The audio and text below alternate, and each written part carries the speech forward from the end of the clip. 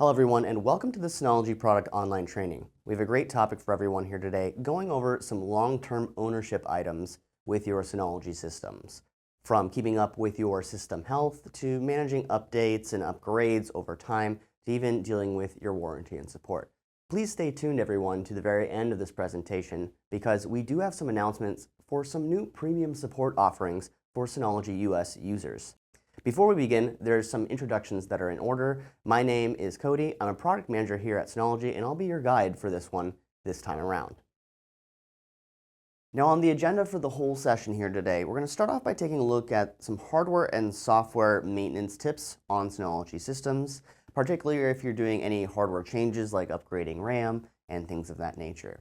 We're then going to take a look at your other upgrades and migration options with your Synology systems. Over time, you might have some performance creep and you want to actually increase the performance of your NAS, and we'll have some tips inside of this portion to actually give you some guidance there.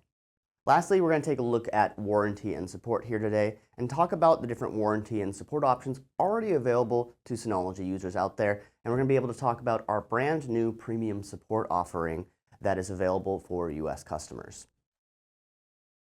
Moving on into section 1 on hardware and software maintenance tips on Synology systems. In this section, we're going to take a look at those hardware maintenance tips, and these are going to be some general items that are applicable for regular PC maintenance as well as Synology NAS maintenance on top of that. We're then going to take a look at some Synology specific maintenance items or details that you at least want to be aware of if you're looking at doing maintenance on your Synology platforms. We're then going to look at your software maintenance and really take a look at those management tips that will be helpful for you if you're operating a mature environment where data has grown in the system over time with many users operating against that data day in and day out. While we take a look at these hardware maintenance items for long-term ownership of your Synology devices, please keep in mind we're looking at these as if we're operating a mature Synology system that we've added data to over years and years at our enterprise. So that means that data is now sensitive and precious, and we want to take a more measured approach as we manage this moving forward. So some hardware maintenance tips Synology has for you today for those mature systems is to power down those systems if you're going to be performing maintenance or upgrades to the RAM or PCIe slots. This helps protect the sensitive components internal to the system by de-energizing them while you're performing maintenance. Now keep in mind that if you have an environment that requires you to have no downtime, then that's when Synology would urge you to utilize dual controller offerings or Synology High Availability to help reduce those service interruptions whenever you're performing hardware maintenance and the like. Now, another item to keep in mind as you're doing hardware maintenance of your long-term Synology systems is you still want to prevent electrostatic discharge whenever you're performing maintenance, even on a powered down system, because your system's internal sensitive components will actually be exposed, and having that wrist wrap on will help protect them in this scenario. Lastly, whenever you're doing hardware maintenance on any platform, Synology, PCs, or otherwise, you always want to make sure you back up your data first, just in case something happens while you're performing these steps. Now, some other Synology-specific maintenance items. Keep in mind you are operating a RAID, so there is some fault tolerance usually, depending on what RAID type you've selected. Now, for RAID 1, 5, and 6, there's definitely some fault tolerance built in there. But keep in mind, if you needed to do hard drive replacement or you were trying to upgrade all your hard drives to a larger capacity, the system does not want you to remove all of your hard drives at once. It can't sustain all of those removals at the same time. So if you needed to upgrade your hard drives to a larger capacity, for example, you would remove the old one, insert the new one, and rebuild for each drive as you seek to upgrade those. Now, on the RAID type side of things, or rather how the RAID is implemented in the Synology platform, Synology actually utilizes software RAID, which means there's not a hardware component you need to maintain in terms of your RAID health aside from the drives themselves. Now, let's take a look at some of the software maintenance items that you'll have at your disposal on a Synology platform. You definitely want to take advantage of your smart analysis and your smart readings you get inside of Storage Manager. Now, this is a built-in monitoring system to most drives, and it lets you detect read error rate, bad sector count, power on hours, and temperature all inside of these different smart readings. And you can use those readings to determine the overall health of your drive, for example. Another item you'd want to take into account for long-term ownership of your Synology systems is you'd want to implement some sort of antivirus on this platform. Now, Antivirus Essentials is included in Package Center, and you can download that on your Synology NAS right now. And it allows you to do your antivirus scans on this platform, update definitions, and also quarantine bad data or nefarious data that it does detect. Lastly, you'd also want to utilize a monitoring platform like Synology's Active Insight so you could get fleet-wide analysis of the health of all of your Synology devices. And if there is errors occurring on portions of that fleet, you can use Active Insight's suggestions to indeed rectify those errors. So let's check out some of these software items in a couple of demos. So here we are in our demo NAS environment, and we're going to go to the main menu and open up Storage Manager so that we can begin setting up our smart scans for our hard drives inside of this array, for example. So in this NAS device, we have a desktop 12-bay XS Plus device in our library here, and we can see that we have a couple storage pools and a couple volumes. Quick note, Storage Pool 2 has 4 Synology hard drives in it, and we're going to be running some smart tests against those devices here today. So what we're going to do is go ahead and grab one of these and go to Settings. And under Test Scheduler, we can go ahead and create a test schedule. Now we can go ahead and change the type and change the task name, do a quick test or an extended test for deeper readings. And then we can choose what our smart test range would be. So we can either test all of the drives or test selected drives. So for us, we have around 4 hard drives at the end of this NAS. So let's just run a smart test on these 4 drives in this case. So once we have that all set up, we can go ahead and see what the next runtime would be for this smart test. And we can go ahead and click a Run button right up here and actually run this task 13 that we've created here today. So now as you can see, that task has started, and we can go ahead and let that run and then receive our test results for our smart readings for this device after the fact. Back on our main menu on our NAS device, we're going to go ahead and open up Antivirus Essentials so that we can go ahead and begin setting up our antivirus scans for our system. So what you're going to notice is if we go to Package Center and search for Antivirus Essentials, in our case, we already have this actually installed, so we can go ahead and open it, but you would install it there if you didn't have it already installed on your NAS. Once you have Antivirus Essentials open, you'll see a screen like we do here, and you'll see there's areas for quarantine, logs, and other settings. Under Settings, you can change your default processing method, have it move data to quarantine if it detects something, or you can change your scanning targets and also update your definitions before you actually trigger a scan. Now on the next tab down the train on the left-hand side, you can see there's the scheduled scan area. And this is going to be where you can schedule a full scan, a system scan, or even a custom scan that only selects certain folders, for example. Maybe that's a folder you have public uploading data to, for example, and you could just scan against that. And also you can go into the update menu to manually update your definitions if you ever need to. Now back on the overview screen, this is going to be where you can do some manual scans. You can go ahead and click this full scan button, and it'll kick off an antivirus scan separate from the scheduled scan we actually ran. So as we let this run, it'll let us know if it finds any bad data on this NAS. Luckily, since this is a fairly new NAS system, I know that there's not any bad data on the system, so we should be good to go. But antivirus is a critical component if you're going to be operating your system for a long time, especially if you're going to have other people outside your organization uploading to the NAS itself. Having this device scan against your data is important because it can help quarantine that bad data and protect your good data. Now let's step into a different environment. This is the Active Insight web portal. We have shown this a couple times on Synology product online trainings, but on this main screen you get an overview of your fleet. In the Host tab, you can see different metrics for all of your different hosts that you have inside of your Active Insight environment. Under Event, this is going to be all the different warnings and critical events that might be occurring across your fleet. We're going to return to this menu in just a moment. As we work our way down here, you're going to notice there's an area that you can expand under Protection, and this is going to be where you can control your fleet and monitor it for hyper backup, login activities, file activities, and also updates.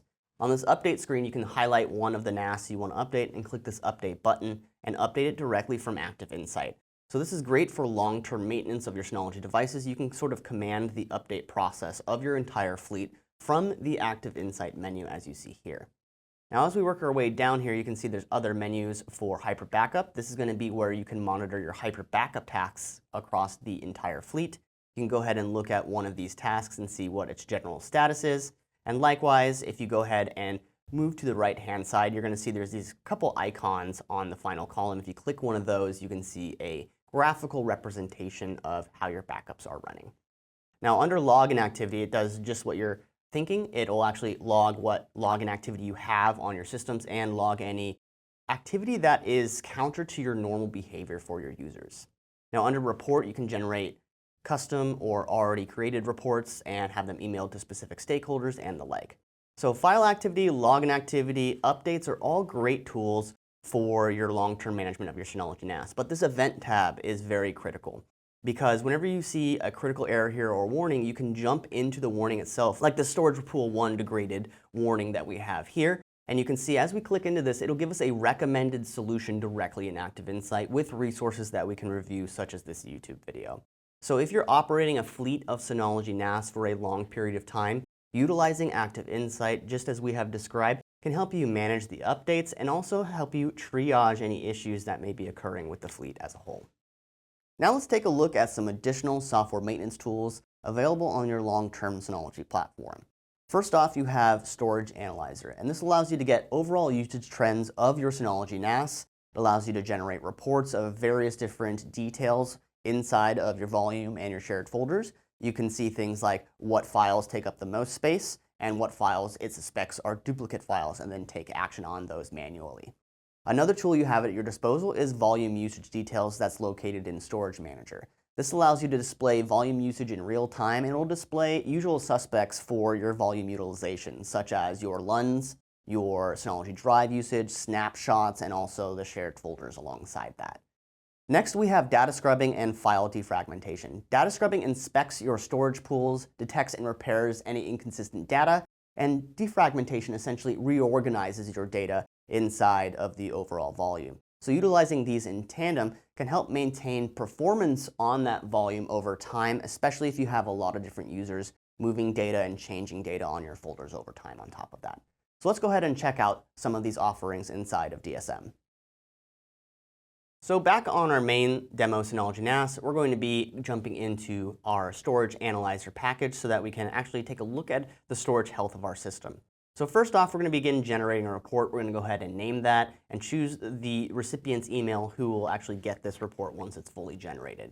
You can choose when to generate these reports based on a schedule. You can specify what days, and you can also specify the max number of reports to keep, up to 5,000 individual reports. Now on this next screen, you can select what your report items are. You can do things like quota usage, volume usage, shared folders, etc. You can also analyze all the existing and future shared folders or only specific shared folders if you needed to for this analysis. Maybe you had a folder that you suspected had a lot of duplicate data and you wanted to run a quick report on that, you could do so. Now inside of these advanced settings, you can select the ability to find potential duplicate files. You can tell it to ignore certain details of that file if you need, if that helps you get more granular on what you're analyzing. So once this is all done, we can select the Generate Reports Now box and we'll begin running this report. And once that's done, we can go ahead and take a look at the Storage Analyzer report, and you can see that we have various different details listed here. For example, we can see the files that are the largest and files that we suspect are indeed duplicate, just like we selected inside of the Storage Analyzer reports. The significant portion of Storage Analyzer is this allows you to manage your data. You'll get an insight on what data is actually stored on your NAS, and you can clean that data up yourself once that report reveals those items to you. Back on our desktop, what we're going to do is also show you where you can find a quick look at your overall volume usage. Storage Analyzer gets very granular, and you can see individual files, their sizes, and potential duplicates. But maybe you just want a quick look at the overall storage usage on a volume, and you want to see perhaps what specific services are occupying the most space. So the way to do this in an easy way, you can actually go into Storage Manager. And under Storage Manager, you're going to see there's a Storage tab on the left-hand side. You can see we have Storage Pool 1, Volume 1, and also Storage Pool 2 and Volume 2. Now, each of these different devices have some data on them. You can see each one is around 35 to around 50% full of data. So if we go over to the three dots icon on the right-hand side, for example, you can see this usage details buttons, and you'll get a quick graph or chart of the usage details inside of your NAS. And you can see some usual suspects here occupying some space. For example, if we click on LUN, it'll open up SAN Manager and show you where that data lives.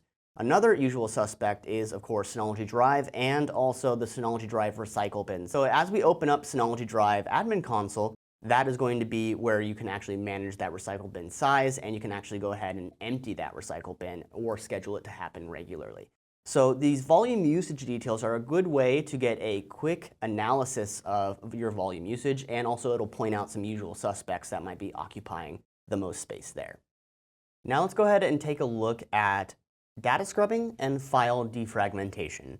So if we take a look in Storage Manager, you can see there's a Schedule Data Scrubbing button at the very top, and you can go ahead and enable your data scrubbing schedule. Remember that performing data scrubbing periodically ensures data consistency and lowers the risk of data loss if there is drive failures and things like that. So it's good to run data scrubbing schedule like we're setting here. So you can have data scrubbing run after hours and use this grid as you see here to block off periods of time where it won't run. And you can set a frequency to repeat every 6 months, what have you. So 6 months is a good default for this, or you could potentially go a little bit longer if you wanted to. This is really about the level of risk that you find acceptable. So once that data scrubbing schedule is now complete, what we're going to do is actually do file system defragmentation, and it's done using the 3 dots on the volume row here. And you can see that this operation reduces the degree of file system fragmentation and improves file read-write performance.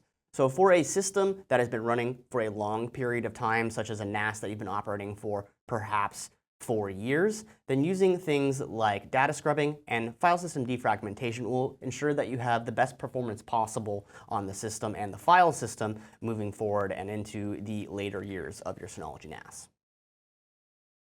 Moving on into section 2, taking a look at upgrades for your long-term Synology NAS or migrating off of it if you feel it's time for a refresh. In this section, we're going to take a look at the different hardware upgrades you can do on your Synology system to increase its performance if you've been operating it for quite some time.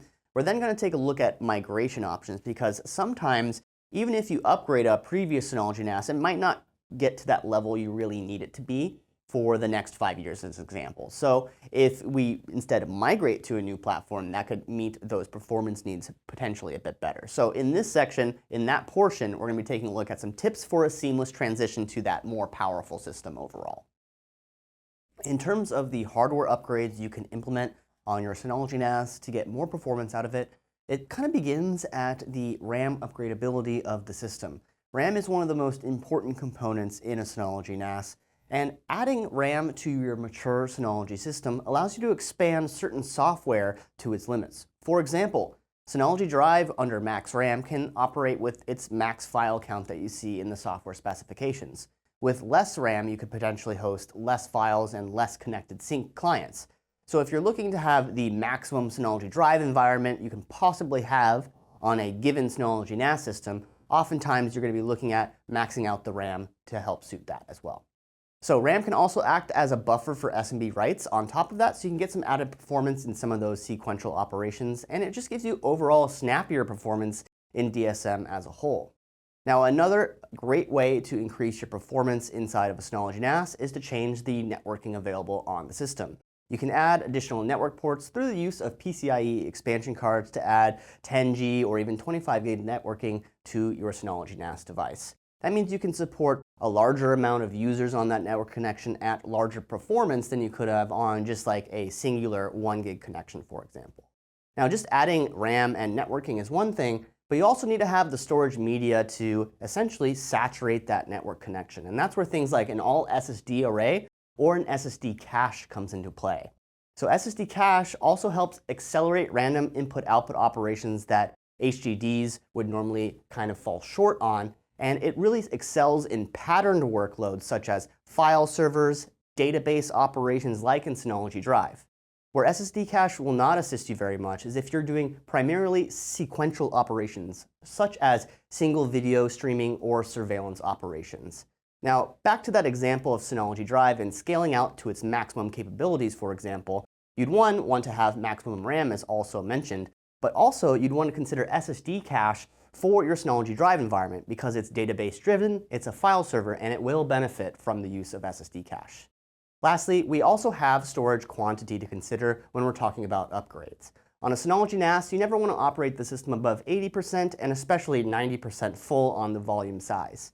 On 90% full, you'll definitely notice some performance degradation. So as your storage grows, you'll want to either add expansion units and start storing on that, or expand your storage capacity on your head unit by replacing drives with a larger capacity if your RAID array does support that. So let's go ahead and check out the Synology website and how you would choose some of these different hardware components for an enterprise Synology NAS. In this demo, we're going to show you how to select the upgrades that you may want for an enterprise Synology NAS. So the example we're going to run with today is the Synology SA6400. And this is one of our rack mount top-of-the-line devices, and it's listed in our high scalability rack mount servers category here. So as we click on that, you're going to see that we have all of our different scalable devices, and you can see that we have the SA6400 here. Now if we click on the specs icon and we stay on the hardware specs tab here at the top and we scroll all the way down to the bottom, you're going to see that you can see a list of optional accessories. Now these are all the different accessories that would work with an SA6400, and you can see a quick look at them here to get an idea of that. That all being said though, the best way to find the compatible devices for your system is using this compatibility list as you see here. There's a compatible accessories tab in the middle right here, and then you would select the device in question that you want to find the accessories for.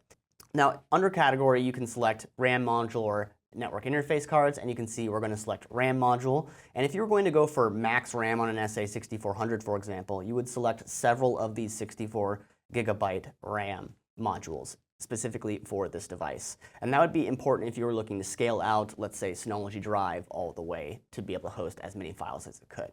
Now, under network interface card, you're going to be able to see that you can get Synology network interface cards up to 25 gig, and there are a limited amount of third-party solutions that are getting a little bit harder to find. So most of the cases, whenever you're looking to do an upgrade these days, you're going to look for a Synology network interface card, and for something like the SA6400, you'd be looking at most likely the 25 gig cards for a system of that stature. So back on the main SA6400 page, you can see that we have a good outlook of its hardware specs, and we've checked out the compatibility list too. Keep in mind in the downloads page here for a device like the SA6400, if you go to the Documents tab here, you can see that there's a product manual partway down. Now as we take a look at this product manual, it's quite wordy, so we're going to scroll through it pretty quickly here, but it's going to have a bunch of different details on how you operate the hardware of this device. So if we jump down to optional accessories, this is going to be where it describes how to install your hard drives. It's also going to be where it tells you how to install your RAM, and also it's going to be where it tells you to install your PCIe add-in cards on top of that. So that would be the additional networking cards. So it shows you how to pull the casing apart and also how to install the card as well. So you'll want to have all of these details at your fingertips whenever you're installing an SA6400 or upgrading an SA6400, so that you know that you selected the right components and you know the step-by-step procedure for getting those installed on top of that. Next, let's talk about migration. This is a common situation for long-term Synology owners. Now, we've already talked a little bit about how you can upgrade your Synology NAS with RAM, SSD cache, additional networking, and staying within the 80% threshold on your volume utilization, for example. But sometimes your requirements, especially for the next 5 years, may exceed what those upgrades provide on your existing Synology NAS. That means migration would be your best option moving forward. For example, let's say you're operating a Plus Series device for most of your organization's operations as a small to medium business. But you've grown over time, and you now consider yourself a small to medium enterprise. So you'll need a little bit more performance to back that up. And these are the options that you would have at your disposal to help you with this situation. The first one you'd want to choose for migration is Migration Assistant. This is the one you'd want to utilize most of the time because you're essentially doing a block-by-block move, a clone of your previous data to your new Synology NAS on new drives. It'll have all of your data, much of your settings, all of that stuff. There is a couple items that still need to be configured by hand, such as Synology account information, licenses, and the like that can be referenced inside of our KB article. However, the Migration Assistant in general is our easiest method for migrating to a brand new Synology NAS with new drives.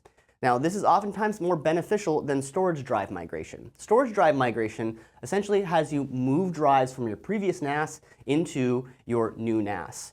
Now, Even new Synology 2025 series models supports this, even if you're using non-Synology drives.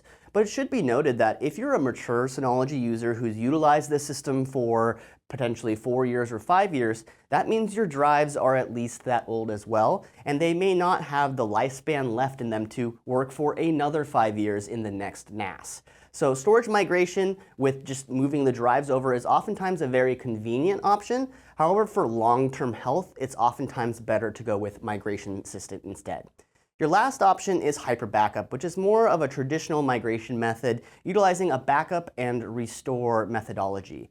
However, this means that you would have to have a third system somewhere in the mix to catch your backup data to act as a middle device whenever you're doing the restore to the new solution. Overall, we definitely recommend Migration Assistant in most situations if your devices support it. So let's go ahead and check some of these out. So we're going to step into a new Synology NAS device, and we're going to work through Migration Assistant to migrate from another device to a new device in this case. So what we're going to do is we're going to open up our main menu, and we already have Migration Assistant installed on this device. Keep in mind, Migration Assistant needs to be installed on the destination device. And so in this screen, we're entering the information for our source device, our previous NAS that we utilize for many, many years. So what we're going to do is we're going to scan our network for this specific device, and we're going to go ahead and scroll down a little bit here. And you can see we have this migration device that we want to pull into this new device. So we're going to authenticate with that previous source device. This is the account for your previous Synology NAS. And once that's all complete, you're going to get a couple initial system checks. If you have any LUNs or shared folders on this destination device, it'll tell you to remove those. But once you have those all clear, you can go ahead and skip through the next couple menus. And once you click Done here, it's going to kick off the migration process from your previous source to your new device. So we're going to go ahead and enter our password to finally confirm that this is what we want to do with these devices. And once that's all finished, we've now kicked off the migration. And we now have our source device, that spot migration device, migrating to the current system you're looking at. So it's going to run through this migration process, and you can see its estimated time is around 1 hour and 22 minutes, for example. But let's go ahead and skip ahead to a different portion of the migration process so we can see what those different workflows will look like. So what we're going to do now is we're going to fast forward to a period of time where we just finished the main data transfer of this migration. So what you can see here is that we have Migration Assistant sitting at that point in time where it wants you to do a reboot after that data is initially moved across. So you can see that there's a system restart required, and if we check the logs, you can see it did a bunch of different actions, and right now it's waiting for this server to do the reboot. So what we're going to do is we're going to click Proceed and navigate through these menus and allow the system to do its full reboot process. So it's going to check its data consistency, and it can take a few minutes for this full reboot to finish. And what we're going to do is we're going to jump ahead to when this reboot is fully complete. And now you can see we're on this same device that we migrated to, and this is what it's going to look like after you've completed your full migration process. Now, Migration Assistant is largely automatic, but there are a couple items that you do need to manually configure, and you want to follow these Learn More guides, these links here, to actually see our KB articles on those details. So you can see there are some non-migratable items, like licenses, but those can be moved over after the migration occurs. They just can't be migrated automatically.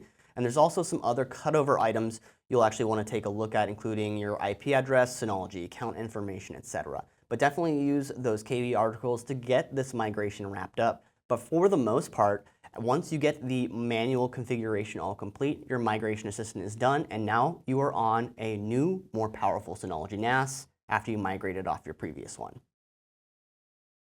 Moving on into Section 3 on warranty and support options inside of the Synology lineup. We have a great new announcement for everyone here today on new support offerings in the US. In this section, we're going to take a look at warranty first. We're going to look at the hardware and the software warranty that's already included with Synology systems. We're then going to take a look at support, including the lifetime standard software support many of you already enjoy, and also new premium support offerings available for purchase in the United States. Regarding the warranty included with Synology systems, most business class Synology hardware comes with a limited hardware warranty lasting 3 to 5 years. Now, for the devices that have a 3-year limited hardware warranty, such as a rack mount plus series model, for example, You can also purchase an extended warranty plus license that gives you a full 5-year warranty on devices that previously had a 3-year warranty. Now, over time, Synology has long offered normal support to all Synology users for the lifetime of those devices. Essentially, any Synology user that has a device can open a support ticket and receive support from our experienced support team.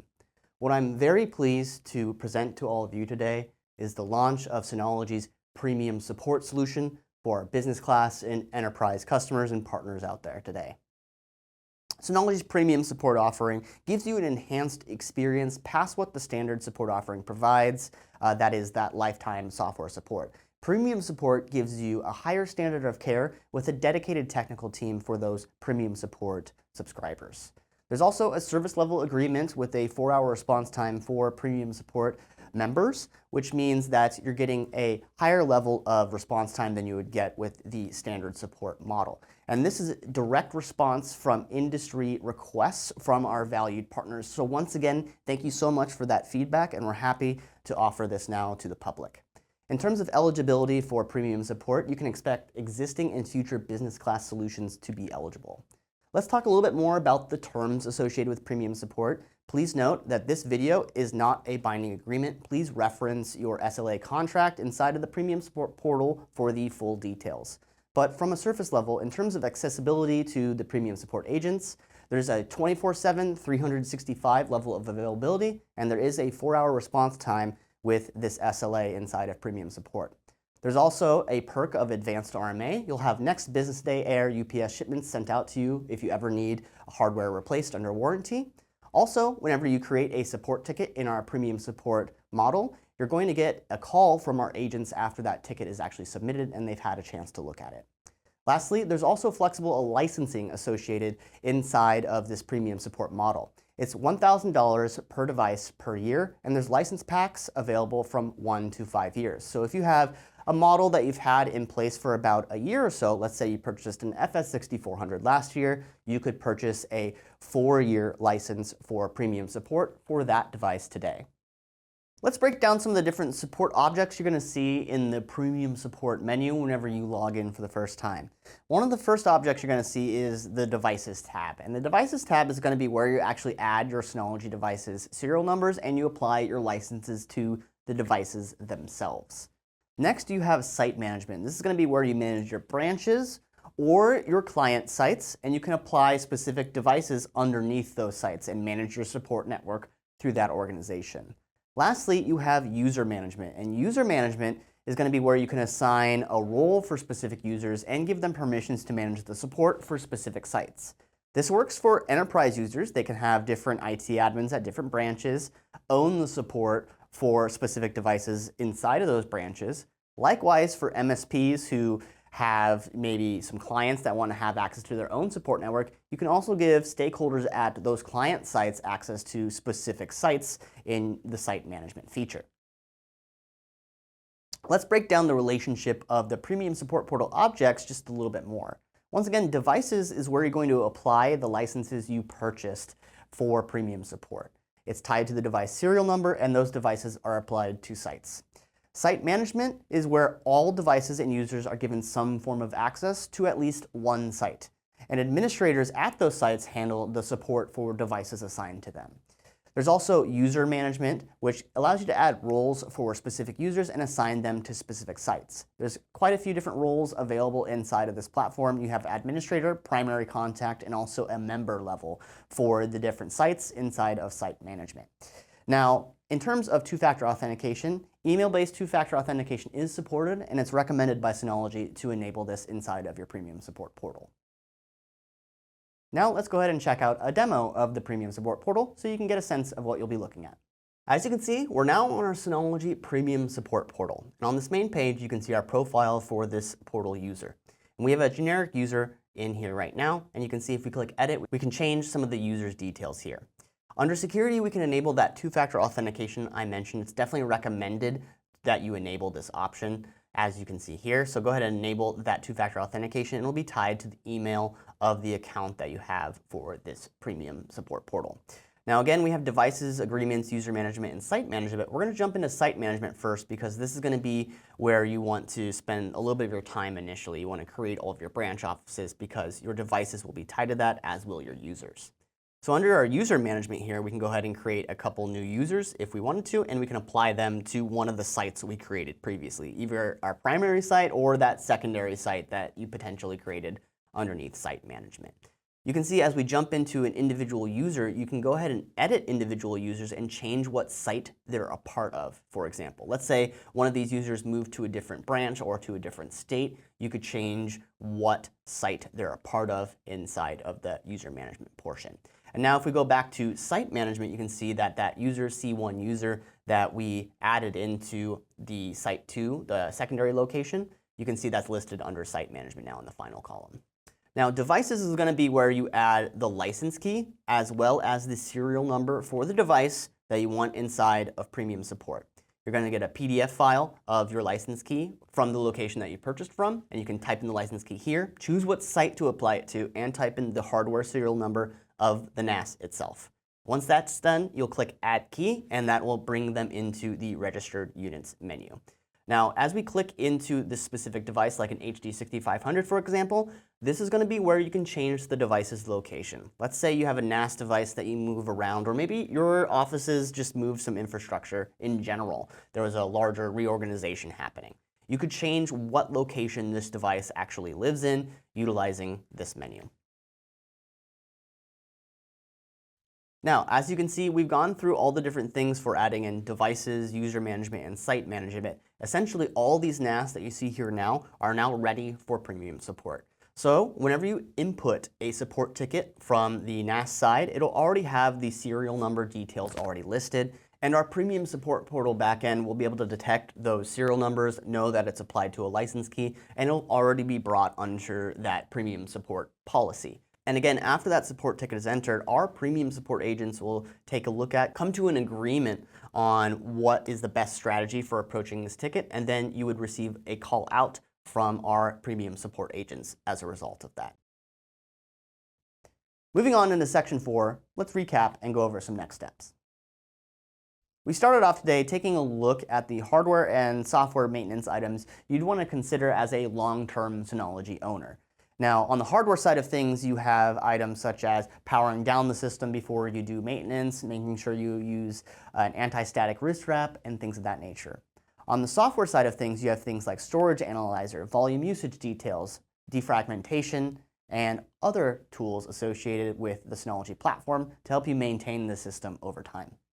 On upgrades and migration, we first talked a little bit about upgrades, which are things like RAM, SSD cache, PCIe network cards, and things like that, to help you get a little bit more performance out of your Synology NAS device that you've been utilizing for quite some time.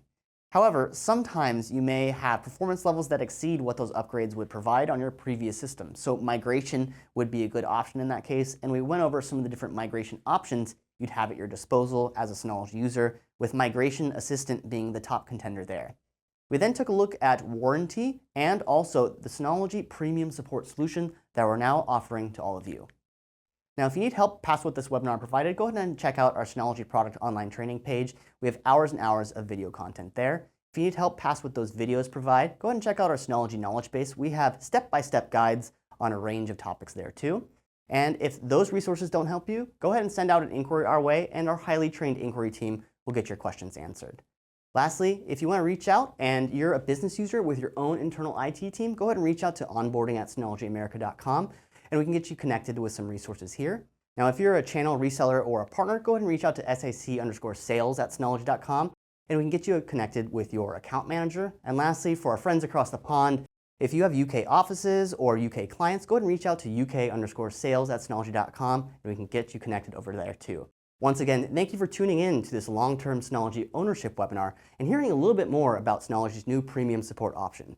Thanks again for tuning in, and we'll see you next time.